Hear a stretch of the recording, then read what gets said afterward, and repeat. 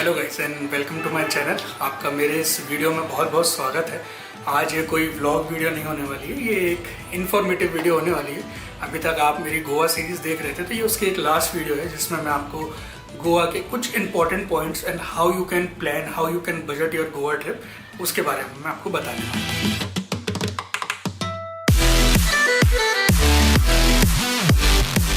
जैसा कि आपने थंबनेल में देखा ही होगा कि मैंने थंबनेल में लिखा है कि 10,000 रुपीज़, इतने कम अमाउंट में भी आप गोवा ट्रिप को प्लान कर सकते हैं, 10,000 रुपीज़ पर पर्सन। बट हाँ, ये डेफिनेटली एक बजट ट्रैवलिंग के तौर पर होगा, तभी आप 10,000 में उसे कवर कर सकते हैं। बिकॉज गोवा एक बहुत ही टूरिस्टिक प्लेस है, तो वहाँ पे चीज़ें as expensive as you can expect हो सकती हैं। स्काई इज़ द लिमिट, आप जितना पैसा खर्च करना चाहें वहाँ उतना पैसा खर्च हो सकता है। बट ये मैंने अपने एक्सपीरियंस से एक वीडियो बनाने की कोशिश करी है जिसमें मैं आपको बताऊंगा कि आप पर पर्सन 10,000 रुपीज़ में भी कैसे गोवा को घूम सकते हैं। तो हम वीडियो में आगे बढ़ें उसके पहले मैं आपको एक दो पॉइंट बताना चाहता हूँ। सबसे पहली चीज़, इस 10,000 में मैंने आपके ट्रैवलिंग कॉस्ट को नहीं जोड़ा है। आप देश में कहीं से भी हो या देश के बाहर से भी हो, आप जहाँ से भी गोवा आना चाहें, मैंने उस कॉस्ट को नहीं जोड़ा, क्योंकि वो टोटली आप पे डिपेंड कर सकता है। आप किस समय बुक कर रहे हैं, कैसी कंडीशंस है, आप बस से आना चाहते हैं, रेलवे से आना चाहते हैं, आप बाय एयर से आना चाहते हैं, आपको जो भी चीज़ आपको जैसे भी सूट होती है, it totally depends upon that. इसलिए मैंने उस चीज़ को इस 10,000 में नहीं जोड़ा। इस 10,000 में सिर्फ आपके वहाँ रहने और घूमने और खाने पीने की कॉस्ट को मैंने इंक्लूड किया। तो अब हम चालू करते हैं कि आप गोवा पहुँच गए। मैं एक आइडियल सिचुएशन ले रहा हूँ कि आप गोवा अराउंड 9-10 बजे सुबह के आसपास पहुँचें।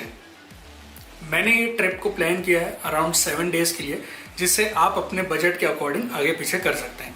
इन 7 डेज़ में आप वेल बिलो 10,000 रुपीज़ खर्च कर भी गोवा को घूम सकते हैं और इन्जॉय कर सकते हैं। तो जैसे कि आप जिस भी जगह पे पहुँचे हों, regardless of the place, whether you are in south Goa और नॉर्थ गोवा, आप जहाँ पर भी पहुँचे हों, आपको the very first thing what you have to do is to, आप एक स्कूटी, कार, अकॉर्डिंग टू आप कितने नंबर ऑफ पीपल हैं, आप बुक कीजिए। यदि आप सिंगल भी हैं तो you should go for a scooty, जो कि अराउंड आपको 400 रुपीज़ की पड़ जाती है। आप 2 लोग हैं तो एक स्कूटी यदि आप बुक करते हैं तो 200 रुपीज़ पर हेड पड़ जाता है। यदि आप 3, 4, 5 लोग हैं तो आप एक कार को भी बुक कर सकते हैं, जो कि अराउंड 1,000 रुपीज़ मिनिमम कॉस्ट की मैं बात कर रहा हूँ, आपको पड़ जाती है। तो यदि आप 4 लोग हैं, 1,000 रुपीज़ की कार है तो डेफिनेटली 250, तो मतलब आप जितने ज़्यादा लोग हैं उस हिसाब से आप बुक कीजिए, उसको डिवाइड कीजिए, तो आपको पता चल जाएगा कि आपको पर पर्सन कौन सी चीज़ सस्ती पड़ रही है। तो आप स्कूटी को बुक कर लीजिए, बिकॉज स्कूटी या जो भी आपका मतलब प्राइवेट व्हीकल होगा, उससे आपको एक काफ़ी फ्रीडम मिल जाएगी घूमने के लिए। आप पब्लिक ट्रांसपोर्ट भी यूज़ कर सकते हैं, डेट इज़ क्वाइट ट्रिकी। आप कैब सर्विस भी यूज़ कर सकते हैं, लेकिन कैब में वहाँ पे एक तो पहली चीज़ ओला वगैरह कुछ नहीं चलता, आपको वहाँ की लोकल कैब्स को बुक करना पड़ता है। एंड वो उसका जो रेट है, मुझे ऐसा लगता है कि वो काफ़ी एक्सपेंसिव है। हमने बुक करी थी, आप उसके लिए मेरे वीडियो को रेफर कर सकते हैं, that is quite expensive. But हाँ, हम लोग 4 लोग थे तो कोई ऐसी दिक्कत हुई नहीं, पर हेड के हिसाब से हमें सेम चीज़ पड़ी। तो आप उस चीज़ का ज़रूर देखें। साथ ही साथ आप जैसे ही गोवा पहुंचेंगे तो एक चीज़ का और ध्यान रखें, या तो आप जहां से आ रहे हैं वहीं से अपने पास कुछ कैश लेकर के आएँ, या तो गोवा में आते ही साथ आप अपने पास कैश रखें। क्योंकि हम लोगों को, जैसे मैं हूं, मुझे काफ़ी ज़्यादा आदत हो गई थी यूपीआई की, एटीएम कार्ड से पे करने की। वहाँ पे उसकी सुविधाएं कम हो सकती हैं और मुझे उसकी सुविधाएं कम पड़ी भी। तो इसलिए मैं आपको कहूँगा, यदि आप 10,000 का बजट लेके आ रहे हैं तो मिनिमम आपके पास पर पर्सन कम से कम 5,000 रुपीज़ इन हैंड कैश होना चाहिए। क्योंकि कई बार ऐसा होगा कि आपको एटीएम्स नहीं मिलेंगे या आपको यूपीआई की सुविधा नहीं मिलेगी, तो पेमेंट में आपको दिक्कत आ सकती है। अब आपने स्कूटी बुक कर ली है, आपके पास कैश भी है, now you have to go to south Goa. मैंने ये ट्रिप ऐसे प्लान करी है कि आप सबसे पहले जाएंगे साउथ गोवा। साउथ गोवा जाने के पीछे का रीज़न ये है, साउथ गोवा एक काफ़ी ऑफ बीट सी जगह है। वो टिपिकल टूरिस्ट प्लेस की तरह नहीं है, काफ़ी शांत जगह। यदि आपको पार्टीज पसंद नहीं है, आपको फैंसी रेस्टोरेंट्स और ये सारी चीज़ें पसंद नहीं है, तो south Goa is a very good place. साथ ही साथ साउथ गोवा के बीचेस भी बहुत अच्छे हैं, साउथ गोवा में घूमने के लिए बहुत सारी चीज़ें हैं। तो इसलिए मैंने ये ट्रिप को प्लान किया है कि आप पहले जाएंगे south Goa. So now you have your cash and your own vehicle. तो अब आप निकलिए साउथ गोवा की तरफ। अपने रास्ते में आती हुई हर चीज़ को एंजॉय करें। बहुत ही अच्छा लैंडस्केप आपको देखने के लिए मिलेगा साउथ गोवा जाते वक्त। साथ ही साथ जब आप साउथ गोवा जा रहे होंगे तो आई वुड सजेस्ट यू कि आप बजट ट्रैवलिंग के अनुसार आप हॉस्टल्स को बुक कर सकते हैं। हॉस्टल्स एज मिनिमम एज आपको 250 के आसपास पड़ जाता है, 250, 300 ये आपको हॉस्टल्स की कॉस्ट पड़ती है। साथ ही साथ यदि आप ज़्यादा लोग हैं, 3, 4, 5 लोग हैं, तो आप गेस्ट हाउस को भी बुक कर सकते हैं, बिकॉज यदि आप गेस्ट हाउस को स्प्लिट करेंगे उसके बिल को, तो वो भी आपको अराउंड पर पर्सन उतना ही पड़ जाता है। तो आप हॉस्टल ले सकते हैं। गेस्ट हाउस में दिक्कत ये है कि कुछ गेस्ट हाउस में आपको शायद किचन मिल जाए और कुछ गेस्ट हाउस में आपको ना मिले, बट हॉस्टल में आपको किचन मिलेगा। तो किचन मिलने से आपको एक और फायदा हो जाएगा कि आप अपना फूड खुद कुक कर पाएंगे और अपने अकॉर्डिंग कुक कर पाएंगे, जिसकी वजह से वो वाला भी एक कॉस्ट आप और मिनिमम कर पाएंगे। So after booking your hostel as well as आप यदि चाहें तो गेस्ट हाउस भी बुक कर सकते हैं। ये करने के बाद आप साउथ गोवा जाइए। साउथ गोवा को मैंने अपनी इस ट्रिप की जो प्लान है इसमें मैंने इसको 3 दिन दिए हैं। 3 दिनों में आप काफ़ी जगहें ऐसी हैं साउथ गोवा में जिसे आप एक्सप्लोर कर सकते हैं। पहले दिन यदि आपका मन ना भी हो और आप पहले दिन अगोंडा बीच पहुंचे भी हैं, तो अगोंडा बीच को आप एक्सप्लोर कीजिए। अगोंडा बीच बहुत ही अच्छा बीच है, बहुत शांति है वहाँ पे। आपको कई बार ऐसा भी लगेगा पता नहीं कहाँ आ गए, इतनी शांति शांति, काफ़ी वहाँ शांति। आप आराम से रिलैक्स कीजिए। पहला दिन आप अगोंडा बीच को ही दे दीजिए, क्योंकि साउथ गोवा जाने में भी जैसे हम लोग करमली स्टेशन पे पहुंचे थे, तो करमली से हमें साउथ गोवा जाने में काफ़ी टाइम लग गया था। तो अराउंड आपको 20 to 40 किलोमीटर्स ट्रैवल करना पड़ सकता है साउथ गोवा जाने के लिए। तो एक काफ़ी लॉन्ग जर्नी हो जाती है, आप भी एग्जॉस्ट हो जाते हैं, आप पहले से भी ट्रैवल करते हुए आ रहे हैं। तो आप फर्स्ट डे को ऐसे ही रिलैक्स रखिए, अगोंडा बीच को एक्सप्लोर कीजिए। अगोंडा बीच बहुत ही साफ़ सुथरा बीच है। वहाँ आपको फॉरेनर्स, साउथ गोवा में आपको फॉरेनर्स ज़्यादा मिलेंगे बजाय इंडियंस के। डेफिनेटली फॉरेनर्स शायद पार्टीज़ वगैरह इतना एंजॉय नहीं करना चाहते, वो शांत रहना चाहते हैं, कम लोगों को देखना चाहते हैं। वहाँ काफ़ी कम लोग रहते हैं, तो आपको वहाँ पे फॉरेनर्स ज़्यादा देखने के लिए मिलेंगे, इंडियंस कम देखने के लिए मिलेंगे। तो बहुत एक अच्छी जगह है।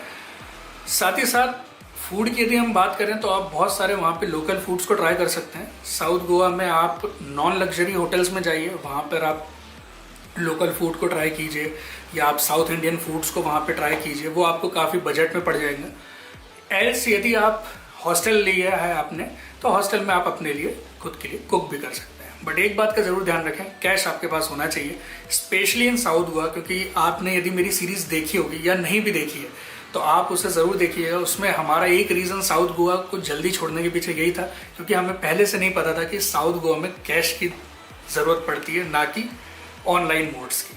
तो इस बात को आप ज़रूर ध्यान रखें।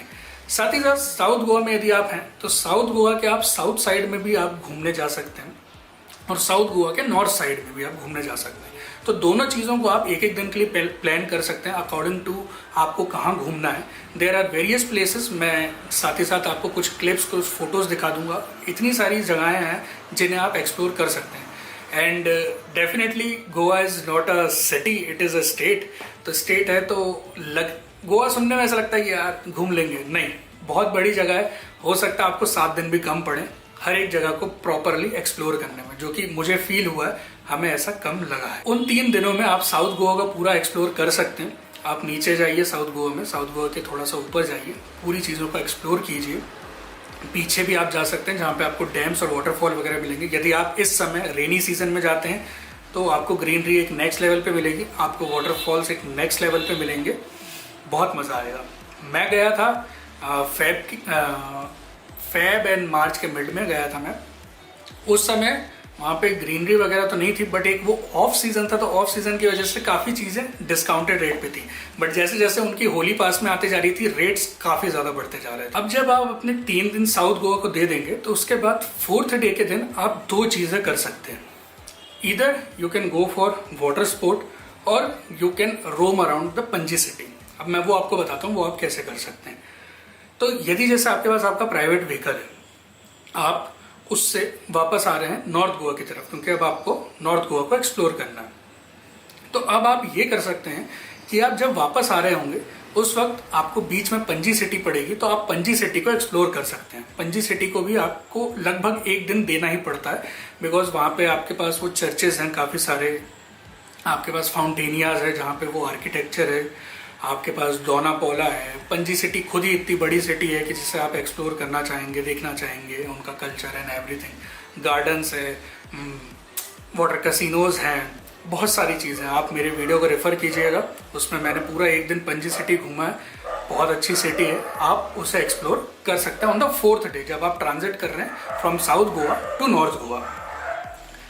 अब यदि आप वो चीज़ नहीं करना चाहते हैं, आप वाटर स्पोर्ट भी कर सकते हैं। वाटर स्पोर्ट को मैंने इस बजट में नहीं रखा है क्योंकि वाटर स्पोर्ट एक लग्जरी चीज़ मैं मानता हूँ उसे, क्योंकि वो उसका भी प्राइस काफ़ी ज़्यादा वेरी होता है। जैसे कि यदि आपने नहीं देखा हो तो मेरी पुरानी वीडियो देखिएगा, उसमें मैंने बताया है कि हम कुछ 30 लोगों का ग्रुप था, एक ही बोट थी हमारी। मैंने कुछ 5 या 6 लोगों से बात करी जिसमें ही वेरिएंस इतना ज़्यादा था कि किसी ने बताया वो 1500 में भी आया और किसी ने बताया कि वो 2500 में भी आए। तो there is a very big gap between the pricing, और जबकि सब ने एक्टिविटीज सेम ही करी है। तो वो डिपेंड करता है कि आप क्या बार्गेन कर पाते हैं या आप जिसके पास जाते हैं वो आपको कितने रुपीज़ में ऑफर कर रहा है। तो बहुत बहुत वेरिएंस है उस चीज़ में, आपको 1800 में भी मिल सकता है, आपको 2500 में भी मिल सकता है। तो वो आप पे डिपेंड करता है कि आप करना चाहते हैं कि नहीं। एल्स यदि आपने पहले भी वाटर देखा हुआ है, आपको पता है चीज़ें कैसी होती हैं, या आपने कभी वाटर स्पोर्ट किया हुआ है, तो मैं आपको सजेस्ट करूंगा कि आप वाटर स्पोर्ट ना करें, क्योंकि वाटर स्पोर्ट वहां पर उस लेवल पर नहीं होता है। उसके लिए आप या तो कभी अंडमान आपका जाना होता है तो आप वहां पे वाटर स्पोर्ट कीजिए, वो एक नेक्स्ट लेवल में होता है, वहां के deep sea dive and everything. आप मालदीव्स यदि आपका जाना होता है तो आप वहां कीजिए, बट गोवा का वाटर स्पोर्ट मुझे बहुत खास नहीं लगा। तो आप चाहें तो या तो वाटर स्पोर्ट कर लें on the 4th day after coming to, जैसे यदि आपको वाटर स्पोर्ट करना है तो पहले आपको नॉर्थ गोवा आना पड़ेगा, बुक करना पड़ेगा, and then you have to go. Else आप वहाँ से भी बुक कर सकते हैं, फिर आप यहाँ पे आ जाइए, रूम लीजिए और फिर उस दिन को ख़त्म कीजिए। तो ये 2 चीज़ें हैं जो आप ऑन द 4th डे कर सकते हैं। अब आप जब नॉर्थ गोवा आ गए हैं तो मैं आपको सजेस्ट करूँगा कि आप booking.com से अपने लिए हॉस्टल्स या गेस्ट हाउस को देखिए। तो यदि मैं अपना एक्सपीरियंस बताऊँ तो हमने एक गेस्ट हाउस बुक किया था केलंगूट बीच पर। काफ़ी अच्छा गेस्ट हाउस था, 4 लोगों के हिसाब से बहुत बेहतरीन था वो। तो आप हॉस्टल भी आपको अराउंड, डेफिनेटली साउथ गोवा से वो आपको महंगा भी मिल सकता है, सस्ता भी मिल सकता है, क्योंकि कोई भरोसा नहीं है कहाँ पे आपको क्या कॉस्टिंग मिल सकती है। बट यदि आप booking.com पे चेक करेंगे तो अराउंड आपको 300 भी एक अच्छा हॉस्टल नॉर्थ गोवा में भी मिल जाएगा। तो जब आप नॉर्थ गोवा में आ गए, आपने हॉस्टल वगैरह ले लिया है, आपने सब चीज़ें कर ली हैं, गेस्ट हाउस या जैसी भी चीज़ें हैं जो भी आपको पर पर्सन सस्ती पड़े, उसके बाद मैं अब आपको सजेस्ट करूँगा कि आप जब केलंगूट एक ऐसी जगह है कि जहाँ से आपके पास नॉर्थ में भी कुछ घूमने के लिए और साउथ में भी कुछ घूमने के लिए, तो आप अकॉर्डिंग टू डेट अपना प्लान कर सकते हैं। जैसे 3 दिन आपके पास अभी फिर से बचते हैं, 3 दिन पहले के, देन 4th डे, ये 4 दिन आपके हो गए। अब 7 दिन के हिसाब से ये 3 दिन आपके और बचे हैं। तो इन 3 दिनों में आप नॉर्थ में 1 दिन दे सकते हैं, 1 दिन आप साउथ में दे सकते हैं, जैसा भी आप करना चाहें। जैसे यदि आप साउथ में आते हैं तो आपके पास अगोड़ा फोर्ट वगैरह है, अगोड़ा फोर्ट को आप एक्सप्लोर कीजिए। अगोड़ा फोर्ट से ही एक 50 to 60 मीटर्स की जंगल वॉक है, ट्रैक के थ्रू आप जाइए तो आपको एक क्लिफ मिलेगी, वो क्लिफ साइड से सनसेट बहुत अच्छा दिखता है, आप उसे एक्सप्लोर कर सकते हैं। मैंने वो वीडियो बनाई है, आप उसे देख सकते हैं। साथ ही साथ उस क्लिफ से ही पास में है आपका डेविल्स फिंगर वगैरह, आप वहाँ पर भी जा सकते हैं, वहाँ कुछ केव्स वगैरह भी हैं। और साथ ही साथ आप केलंगूट से जब अगोड़ा की तरफ जाते हैं, वहाँ के आसपास का माहौल बहुत अच्छा है, एक स्ट्रेट रोड है, दोनों तरफ दुकानें हैं। हम लोग डी कैथ वगैरह भी गए थे, आप वीडियोस को रेफर कीजिएगा, आपको सब चीज़ें उसमें मिल जाएंगी। तो बहुत अच्छी जगह है वो। साथ ही साथ आप नॉर्थ में भी जा सकते हैं, नॉर्थ में आपके पास आरंबोल बीच है, बागा बीच है। एक चीज़ मैं ज़रूर सजेस्ट करूँगा, आप बागा बीच पे स्टे ना करें, मेरे हिसाब से तो बागा बीच बहुत ज़्यादा क्राउडेड है, बहुत मैसी है। ऑल्सो आप वहाँ पे वो एंजॉयमेंट नहीं कर पाएंगे। यदि आप पहले साउथ गोवा गए हैं और उसके बाद यदि आप बागा बीच आते हैं तो एकदम कंप्लीट डिफरेंट एक्सपीरियंस होगा। बागा बीच बहुत ज़्यादा क्राउडेड है, साथ ही साथ कूड़ा कचरा भी आपको वहाँ ज़्यादा ही मिलेगा साउथ गोवा के कंपैरिजन में। तो आप डेफिनेटली घूमने के पर्पज़ से तो आप ज़रूर जाइए बागा बीच वगैरह, ये सारी चीज़ें आपको देखने की मिलेगी। आप आरंबोल जाइए, आरंबोल में आपको बैक वाटर्स वाला भी एक्सपीरियंस करने के लिए मिलेगा, बहुत अच्छी जगह है ये दोनों तीन। अब यदि मैं फाइनली बात करूं तो यहाँ पे आपका जो मेजर आपको कॉस्ट पे करना है वो आपका फूड है, आपकी रहने की जगह और आपका व्हीकल का कॉस्ट। तो ये सब में मैंने एवरेज लिया है कि आप भाई यदि हॉस्टल लेते हैं या गेस्ट हाउस भी लेते हैं तो अकॉर्डिंग टू जो भी आपको सस्ता पड़ेगा तो 300 रुपीज़ के आसपास आपको पर डे वो पड़ रहा है। आप यदि स्कूटी लेते हैं 2 व्हीलर तो वो आपको 400 रुपीज़ के आसपास पड़ेगी। वहीं यदि आप कार लेते हैं 4 लोगों में और 1000 रुपीज़ के तो आपको 250 का भी पड़ सकती है, वो और कम हो जाएगी कॉस्ट पर पर्सन आपकी। साथ ही साथ खाने पीने का भी बहुत हद तक आप पे डिपेंड करता है कि आप घर पे बनाते हैं कि बाहर जाके खाते हैं। आपके पास चीप ऑप्शंस में बहुत सारे साउथ इंडियन फूड्स होंगे, साथ ही साथ आपके पास गोवन फूड भी है चीप ऑप्शन में। पर मैंने गोवन फूड चीप ऑप्शन में ट्राई नहीं किया, मैंने गोवन फूड एक अच्छे रेस्टोरेंट में ट्राई किया था, वो भी वीडियो में आप देख लीजिएगा। बिकॉज डेफिनेटली मैं उस पर चीप नहीं जाना चाहता था, वो एक ऐसी चीज़ थी कि जिससे मुझे ट्राई करना ही था। मुझे by the way Goan food उतना पसंद नहीं आया, मैं सी फूड मुझे उतना पसंद नहीं आता है, बट हाँ काफ़ी अच्छा था। आप एक चीप ऑप्शंस में साउथ इंडियन फूड्स को वहाँ कंसिडर कर सकते हैं। साथ ही साथ यदि आप नॉन वेजिटेरियन भी हैं, आप नॉन वेज चल जाता है आपको, तो वहाँ पे बहुत सारे नॉर्थ से आए हुए लोग हैं जो बिरयानी वगैरह बनाते हैं, जो कि आपको काफ़ी चीप में वो चीज़ें भी आपको मिल सकती हैं। तो उसका मैंने मिनिमम कॉस्ट 500 रखा है, आप उसको जितना ज़्यादा बढ़ाना चाहें आप उतना बढ़ा सकते हैं।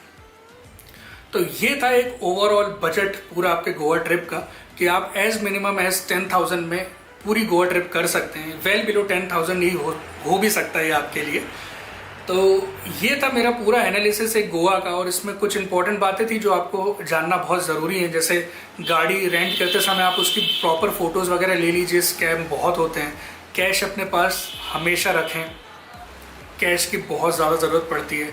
कैश्यूज़ वहाँ पे काफ़ी फेमस है, यदि आपको खरीदने हैं तो आप वो खरीद सकते हैं। साथ ही साथ एक चीज़ मैं आपको बताना भूल गया, नॉर्थ में आप मापुसा एक जगह है, वहाँ जा सकते हैं, आपको लोकल मार्केट वगैरह मिलेगा। वहाँ पर भी आपको चीज़ें काफ़ी सस्ती मिल जाएंगी। यदि आपको कपड़े लेने हैं, कुछ वहाँ के ट्रेडिशनल चीज़ें भी आपको लेनी है, तो वो वहाँ आपको काफ़ी सस्ती मिल जाएंगी। वो भी मैंने अपने व्लॉग में कवर किया हुआ है, हम लोग मापुसा भी गए थे। और गोवा एक हैवीली टूरिस्ट डेस्टिनेशन है, तो वहाँ पे आपको चीज़ें हमेशा ही महंगी मिलेंगी, और स्काई इज़ द लिमिट, आप जितनी भी महंगी चीज़ें करना चाहें। बट हाँ, वहाँ पे आप सस्ते ऑप्शंस भी बहुत सारे हैं जिससे आप ट्राई कर सकते हैं। वही सारी चीज़ें मैंने अपने एक्सपीरियंस से आपको बताई है। मेरा बहुत हद तक बजट ट्रैवल नहीं था, बिकॉज मैं अपनी फैमिली के साथ गया था, तो हमने काफ़ी इन्जॉय किया है। तो बहुत ज़्यादा बजट ट्रैवल नहीं था हमारा, बट स्टिल मैंने ये सारी चीज़ें वहाँ देखी है। ये जिन्हें पार्टी करना पसंद है या जिन्हें लग्जूरियस होटल्स में रहना पसंद है, ये शायद उनके लिए उतनी प्रॉपर वीडियो नहीं होगी। बट यदि आप एक बजट ट्रैवलर हैं, आप सोलो ट्रैवल करते हैं या अपने दोस्तों के साथ आप ट्रैवल करना चाहते हैं, आप अपने दोस्तों के साथ एक बजट फ्रेंडली एक प्लान बनाना चाहते हैं गोवा ट्रैवल करने का, तो ये आपके लिए काफ़ी यूज़फुल होगी ये वीडियो। और खैर मैं क्या बोलूँ, यदि आपको ये यूज़फुल लगे तो आप मुझे ज़रूर बताइए कि हाँ ये यूज़फुल थी, आपने को कुछ इससे जानने सीखने मिला हो, तो बिल्कुल आप लाइक भी कर सकते हैं इस वीडियो को। और यदि कोई चीज़ मैंने मिस की हो और आप जानना चाहते हैं तो आप डेफिनेटली कमेंट कीजिए इस वीडियो में, मैं आपके लिए उस चीज़ का जवाब दूंगा। यदि किसी और चीज़ पे भी आपको वीडियो चाहिए होगी तो आप वो मुझे बताइए, मैं उस चीज़ पर भी गोवा में उस वीडियो को कवर कर दूँगा। तब तक के लिए मैं मिलता हूँ आपसे किसी अगली सीरीज़ में, किसी एक अगले वीडियो में। तब तक के लिए बाय।